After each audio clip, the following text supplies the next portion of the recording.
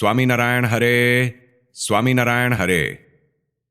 वचनामृत गडडा प्रथम प्रकरण का 77वां। ज्ञान की आड़ लेकर धर्म को झूठा मत करें। संवत 1876 में द्वितीय ज्येष्ठ कृष्णा अमावस्या 10 जुलाई 1820 को स्वामी श्री सहजानंद जी महाराज श्री गडडा स्थित दादा खाचर के राजभवन में श्री वासुदेव नारायण के मंदिर के आगे पश्चिमी द्वार के कमरे के बरामदे में पलंग पर विराजमान थे। उन्होंने श्वेत वस्त्र धारण किए थे। उनके मुखारविंद के समक्ष साधुओं तथा स्थान स्थान से आए हरिभक्तों की सभा हो रही थी।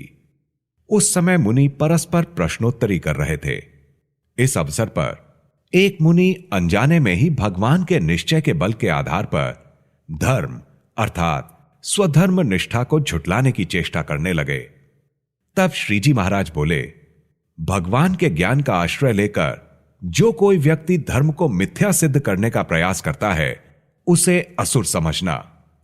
भगवान के स्वरूप में ऐसे कल्याणकारी अनंत गुण हैं जिनका वर्णन श्रीमद् भागवत के प्रथम स्कंध में पृथ्वी ने धर्म के समक्ष किया है।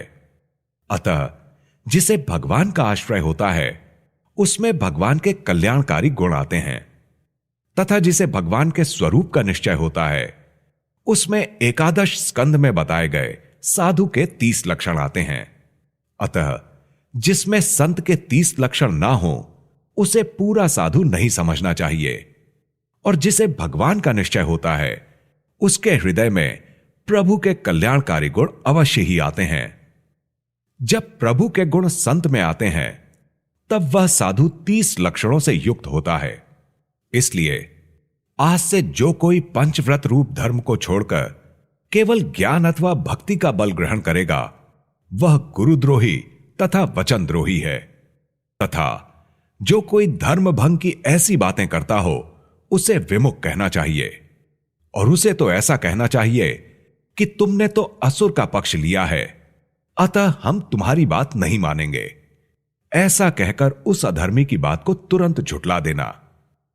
बाद में संत ने प्रश्न किया, हे महाराज, कोई तो भगवान का अत्यंत दृढ़ भक्त होता है, फिर भी उसे देह त्याग करते समय पीड़ा होती है और बोलने का भी भान नहीं रहता, और दूसरा पक्का हरिभक्त ना दिखता हो, फिर भी वह देह छोड़ने के समय अति समर्थ मालूम होता है, तथा भगवान के प्रताप को बहुत अच्छी तरह समझते हुए मुख से भगवान की महिमा का गुणगान करते हुए सुखपूर्वक देह छोड़ता है। इसका क्या कारण है? जो अच्छा भक्त होता है उसका अंत समय अच्छा नहीं दिखाई देता, और जो सामान्य जैसा भक्त है उसका तो अंतिम समय अच्छा दिखाई पड़ता है। इसका कारण बताइए। तब श्रीजी महाराज बोले, देश, काल, क्रिया, संग, ध्यान, मंत्र, दीक्षा तथा शास्त्र, ये 8 के अनुसार ही पुरुष की मति हो जाती है। ये 8 यदि शुभ रहें तब उसकी मति अच्छी होती है, और यदि ये अशुभ हों तो उसकी मति खराब हो जाती है।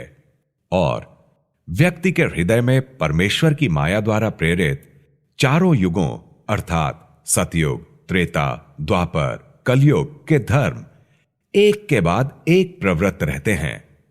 इसमें मृत्यु का समय आ चुका हो तब यदि सतयुग का धर्म बरतने लगे तो उस पुरुष की मृत्यु बहुत शांतिपूर्ण होती है, तथा मृत्यु प्रसंग दैदीप्यमान हो जाता है।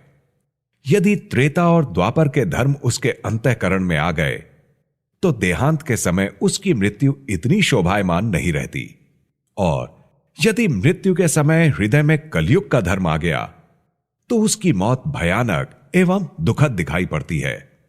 इस प्रकार अंत समय की अच्छी बुरी स्थिति युग धर्म के अनुसार होती है, अथवा जागृत, स्वप्न तथा सुषुप्ति नामक 3 अवस्थाओं में से यदि व्यक्ति के अंत समय में जागृत अवस्था बनी रहती हो तो पापी पुरुष भी बोलते चालते और चलते फिरते अपनी देह छोड़ देता है।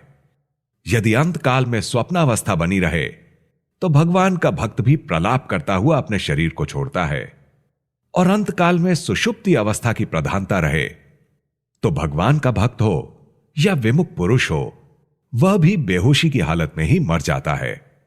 उस स्थिति में वह भी शुभ या अशुभ बात बोलने में समर्थ नहीं रहता है और अंतकाल में इन तीनों अवस्थाओं से परे एवं ब्रह्मरूप ऐसी अपनी जीवात्मा को साक्षात्कार मानता हुआ देह त्याग करता है। वह तो जैसे ईश्वर का सामर्थ्य हो ऐसा सामर्थ्य दिखाकर मृत्यु का वरण करता है। वस्तुतः ब्रह्मरूप होकर और ईश्वर जैसा सामर्थ्य दिखाकर अपनी देह छोड़ना तो भगवान के भक्त को ही संभव होता है, किंतु अन्य विमुख जीवों से ऐसा हो ही नहीं सकता। इस प्रकार अंत समय में काल धर्म से अथवा इन अवस्थाओं के योग से शुभ अथवा अशुभ दिखाई पड़ता है। और यदि कोई भगवान से विमुख जीव हो परंतु अंत समय में उसकी जागृत अवस्था रहती हो और उसने बोलते हुए ही शरीर छोड़ दिया हो, फिर भी इससे उनका कोई कल्याण नहीं होता। विमुख जीव सुखपूर्वक देह त्याग करें अथवा बुरी तरह देह को छोड़ें, वे अंततः नरक में ही जाते हैं।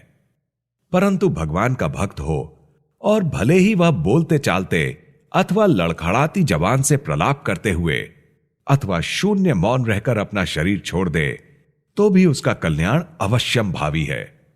इस बात में कोई संशय नहीं है। यह सत्य भगवान के भक्तों को ठीक तरह से समझ लेना चाहिए तथा भगवान के भक्त को अंत समय में स्वप्नादिक अवस्थाओं के योग के कारण बाह्य रूप से भले ही पीड़ाजनक स्थिति का सामना करना पड़ता हो, परंतु उसके अंतःकरण में भगवान के प्रताप से अत्यंत ही आनंद की अनुभूति हुआ करती है। अतः एक बात तो निश्चित ही है कि जो पक्का हरिभक्त है वह अंत समय में भले ही प्रलाप करते हुए दयनीय हालत में अपना शरीर छोड़े, फिर भी उसके कल्याण में लेश मात्र भी संशय नहीं रखना। इति वचनामृतम। इस प्रकार से श्री गडडा प्रथम प्रकरण का 77वां वचनामृत पूर्ण हुआ।